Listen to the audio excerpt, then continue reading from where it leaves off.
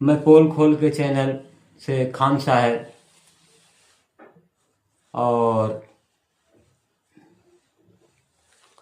Counting हो गया और बिहार के अंदर जो रिजल्ट आया वो बिहारियों के दिमाग के बस से बाहर की चीज़ है।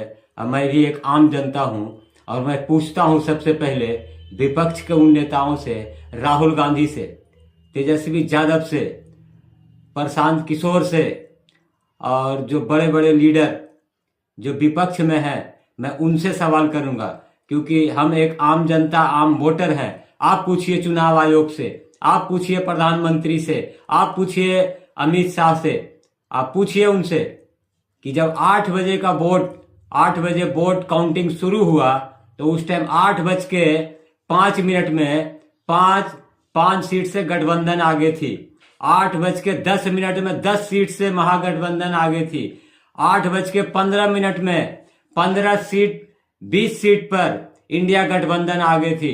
8:25 में 40 सीट पर इंडिया गठबंधन आगे थी। अब 8:50 में 50 सीट पर महागठबंधन आगे थी। तो मैं पूछना चाहता हूं सरकार से, और सरकार जवाब दे, और चुनाव आयोग से आप लोग पूछिए कि जो बैलेट पेपर से जो वोट पड़ा उसमें वोट देने वाले कौन थे? सरकारी कर्मचारी, चुनाव आयोग के कर्मचारी जो चुनाव करवाने जा रहे थे वो लोग थे।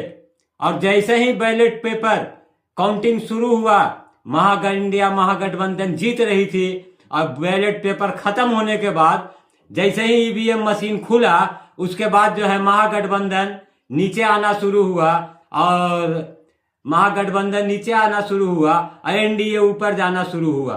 तो हम पूछते हैं सरकार से, वो जो बैलेट पेपर से वोट दिए वो क्या जनता नहीं थे हिंदुस्तान के? जो बैलेट पेपर से वोट दिए वो कर्मचारी नहीं थे? क्यों ऐसा हुआ? इसलिए ऐसा हुआ कि आपने तमाम कर्मचारी का कहीं पर भी आपने वोट काटा नहीं था, और आम जनता का वोट आपने काटा है। इस वजह से आगे चल के ईवीएम खुलते ही महागठबंधन की हार हुई और एनडीए की प्रचंड जीत आप दिखा रहे हैं, क्योंकि एसआईआर में तमाम उन कर्मचारियों का एक भी वोट नहीं कटा जिसने बैलेट पेपर से वोट दिया। और यही इसका सच्चाई है, और ये दिमाग से काम लिया गया है। और इस पर राहुल गांधी, तेजस्वी यादव और तमाम विपक्ष सवाल पूछे सरकार से, और हम जनता आपसे पूछेंगे, क्योंकि आप विपक्ष में बैठे हैं।